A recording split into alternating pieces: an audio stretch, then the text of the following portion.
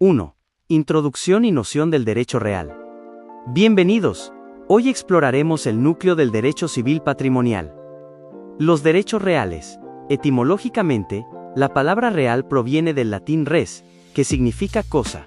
Junto con los derechos personales o de crédito, forman los derechos patrimoniales, caracterizados por tener una valoración económica. El Código Civil de Costa Rica, en su artículo 259, señala que el derecho real es el que se tiene en una cosa, o contra una cosa, sin relación con una persona determinada. Acompáñanos a descubrir su estructura. Para comprender el origen de nuestro sistema continental, debemos viajar a la antigua Roma.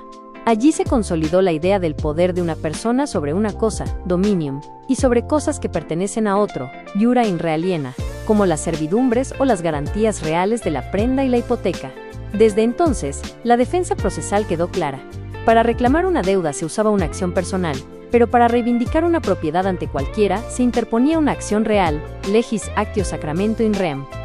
¿Son los derechos reales y las deudas conceptos totalmente aislados? Juristas modernos como Luis Díez Picasso defienden una tesis monista que unifica ambas ramas en el derecho civil patrimonial. Sostienen que los derechos de obligaciones y de cosas no son compartimentos estancos en la economía, sino porciones entrelazadas de una unidad superior. Sin embargo, históricamente se estudian por separado, debido a las notables diferencias en sus efectos jurídicos. Existen dos grandes escuelas científicas para explicar la naturaleza del derecho real. La concepción clásica define el derecho real como una relación inmediata y directa entre la persona y la cosa, sin intermediarios. Por el contrario, la concepción personalista u obligacionista afirma que es imposible racionalmente tener una relación jurídica con un objeto inanimado. Para esta última escuela, el derecho real es en realidad una relación de persona a persona, donde el sujeto pasivo es universal.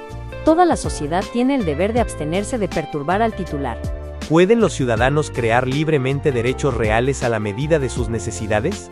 Esto divide a los ordenamientos entre el sistema de numerus clausus, lista cerrada por ley, y numerus apertus, lista abierta.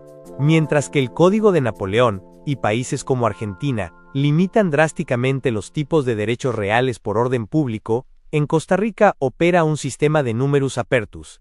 Con sustento en el artículo 28 constitucional, autonomía de la voluntad, y el numeral 452 del Código Civil, los particulares pueden constituir gravámenes atípicos siempre que cumplan con las características generales del derecho real.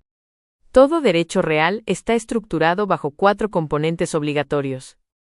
Sujeto, el sujeto activo o titular, físico o jurídico, y un sujeto pasivo universal.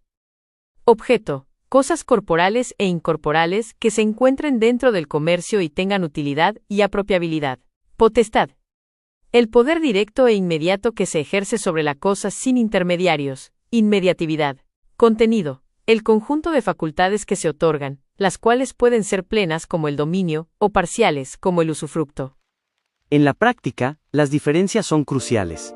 Primero, la propiedad real se puede adquirir por prescripción positiva, usucapión, pero las obligaciones solo sufren prescripción extintiva. Segundo, la acción real es eficaz, erga omnes. Puedes perseguir la cosa en manos de cualquier tercero, mientras que las obligaciones son relativas, y solo se exigen al deudor.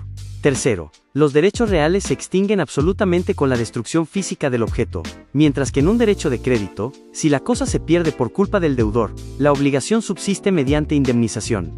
Existe una figura jurídica intermedia muy interesante. Las obligaciones ambulatorias o propter rem son deudas personales que pesan sobre un sujeto debido a su condición de propietario o poseedor de un bien real específico. En Costa Rica encontramos ejemplos claros en la obligación de los condueños de contribuir a los gastos de conservación de la cosa común, artículo 271, o en el mantenimiento de cercas divisorias, artículos 388 y 394. El rasgo único de esta obligación es que el deudor puede liberarse de la deuda simplemente abandonando o transmitiendo su derecho real. En Costa Rica, el artículo 264 del Código Civil expone la panorámica del dominio o propiedad absoluta, desglosando los derechos de posesión, usufructo, transformación, exclusión y restitución. Si al dueño no le corresponden todas estas facultades, la propiedad es limitada o imperfecta. De aquí surgen las dos grandes categorías de derechos reales limitados en cosa ajena: los derechos de disfrute o goce, como el usufructo, uso, habitación y servidumbre, y los derechos reales de garantía, como la hipoteca común y la prenda mercantil, orientados exclusivamente a cobrar un crédito mediante remate judicial en caso de incumplimiento. Para finalizar, analicemos dos tipos ambiguos que confunden a muchos. Primero, el derecho de retención faculta a conservar una cosa ajena hasta que se pague una obra o servicio realizado en ella. Artículo 1195. La doctrina aclara que es un derecho personal de garantía contractual, exceptio non ad impleti contractus, no un derecho real.